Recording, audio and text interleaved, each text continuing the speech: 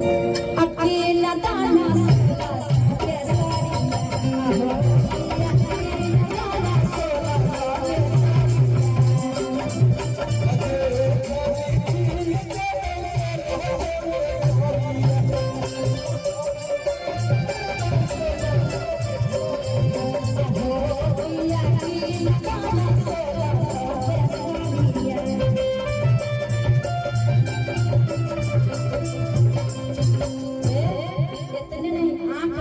जानते हैं अभी मारे है ना।